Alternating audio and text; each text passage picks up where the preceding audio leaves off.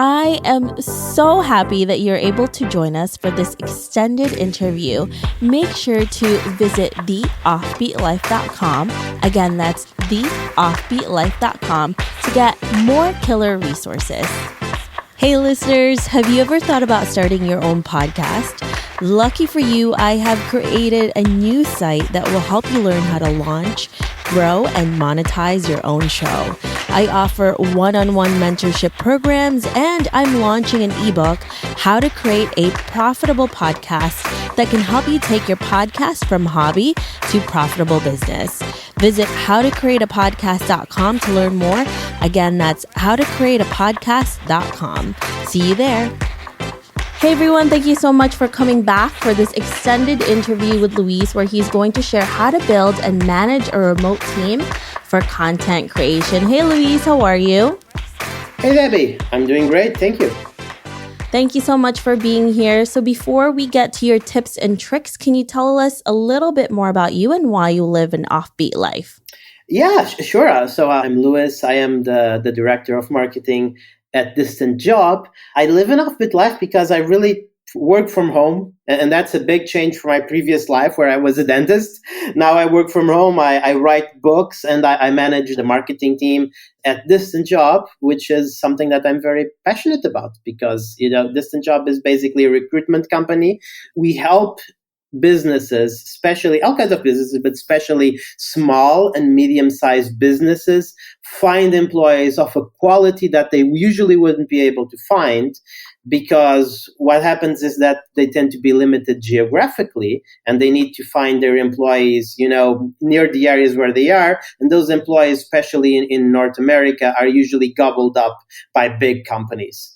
And Distant Job, by allowing them to recruit all over the world and making sure we handle all the paperwork and red tape and logistics and HR, means that you can find a great employee from someone somewhere else in the world that doesn't necessarily have all that competition for their services.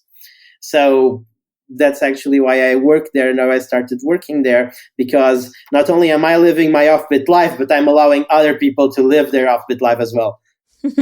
Well, you're definitely killing two birds with one stone because you're doing all of these things and you're helping so many people be able to create freedom with their own life, even if they do have a 9-to-5 still or a day job, but just remote, right? Yeah, and actually, I would say that I assume that a lot of your listeners have their own business, right? And build their own businesses. And I actually think that I am giving these individuals freedom because, again, it's not only about the people looking for a remote job, for a job they can do from home. It's also about the people who already created their business from home and need to expand, but need to find really good people to become part of their company and help them expand. And we find them those employees. So I actually think that I'm helping more those people, even the people that are running small businesses from their homes. Yeah, and it's a really hard thing to find sometimes, especially when you can't see them face to face, how to find the right people for your business. So Distant Jobs is a great place to find that. Absolutely.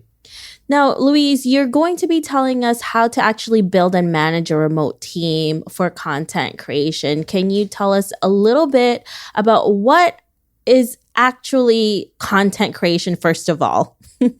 Well, it feels that it's pretty explanatory, but self-explanatory, but let me have a shot at it.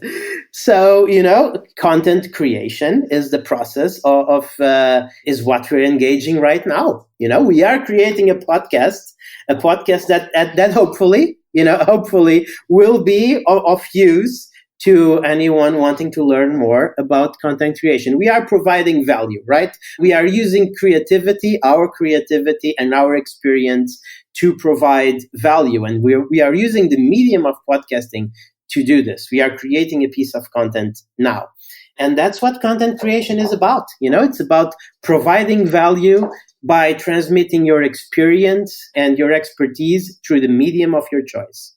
Now, when people are trying to find someone, the right person to do content creation for their website and their company, how can they do that? How can they find and test the right people? Yeah. Well, so you have several alternatives open to you. I mean, obviously, you can work with a recruitment company such as the one I work for, but you can also, look into places, hubs where people that produce the kind of content that you want to produce gather. So let's say that I want to build a team that will write great blog posts, very extensive and well researched and funny, because today everyone's attention is at the premium, so it helps to be funny, it helps to be engaging in writing. Let's say that I want to build a team like that. I go to the places where writers gather and where writers, even freelance writers, especially freelance writers, actually are looking for jobs.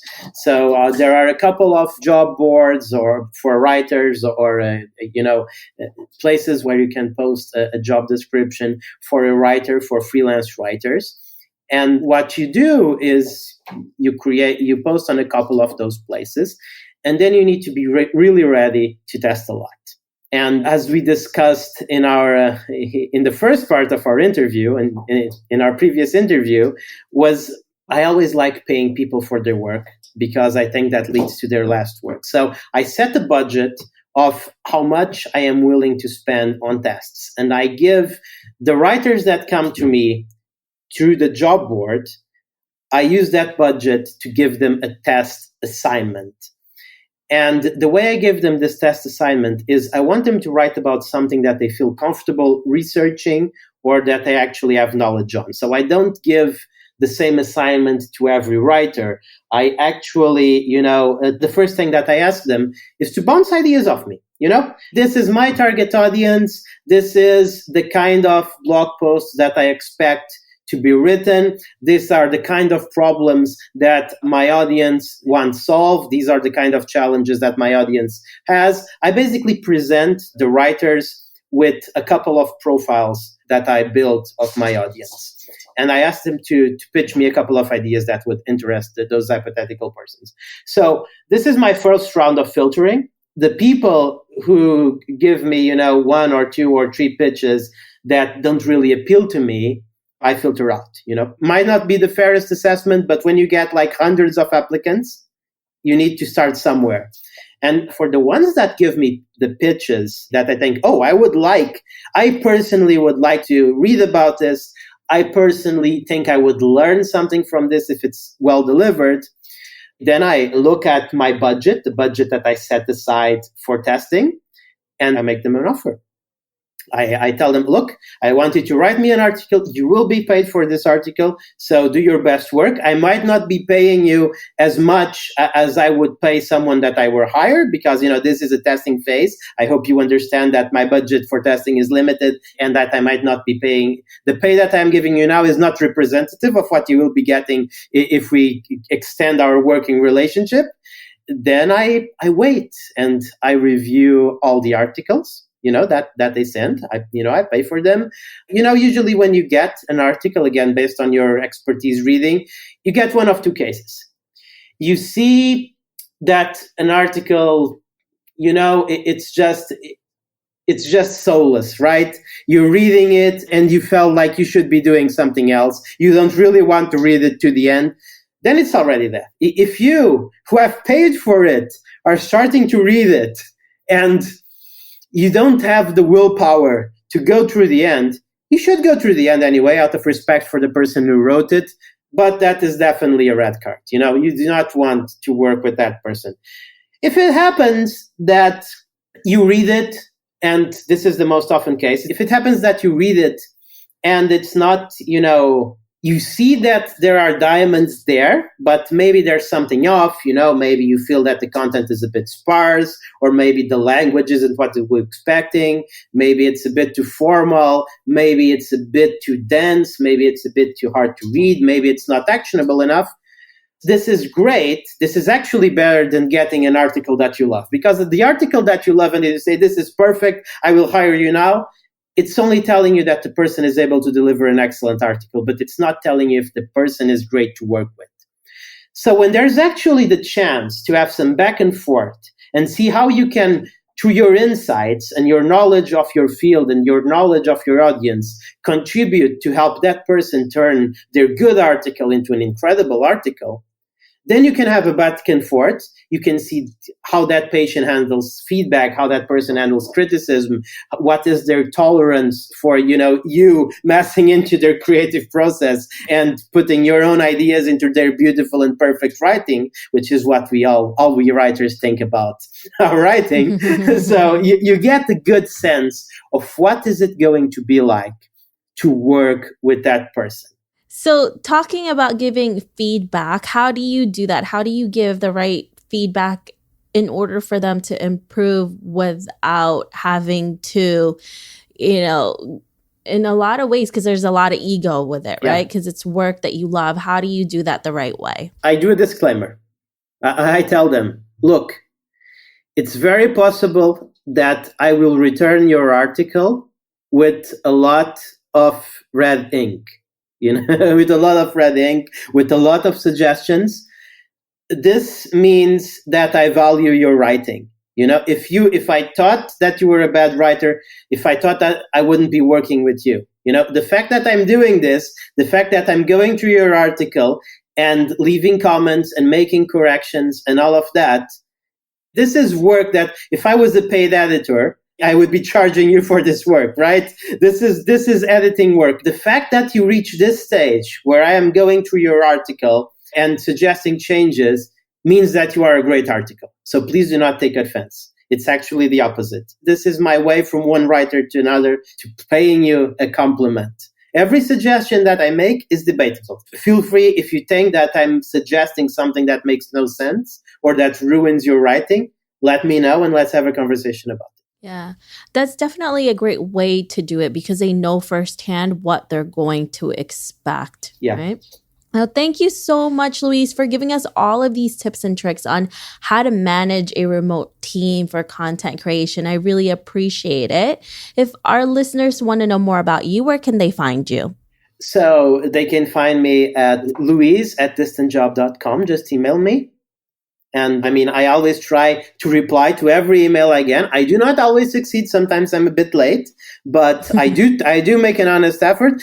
Unless, if you're just put me on a mailing list and it's obvious that it's something that run by robots, I will not reply, but I will reply to human beings.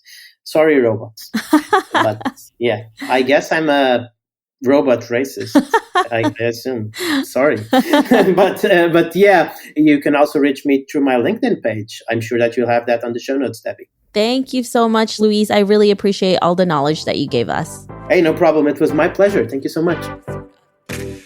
I hope you enjoyed this extended interview with Luis. Make sure to visit theoffbeatlife.com. Again, that's theoffbeatlife.com to get the full interview where he shares how he was able to leave his 9-to-5 to become a remote marketer and writer. Thanks for joining me on this extended interview. Don't forget to subscribe and leave a review on iTunes. We can also chat some more on Facebook at The OB Life. I'll talk to you soon.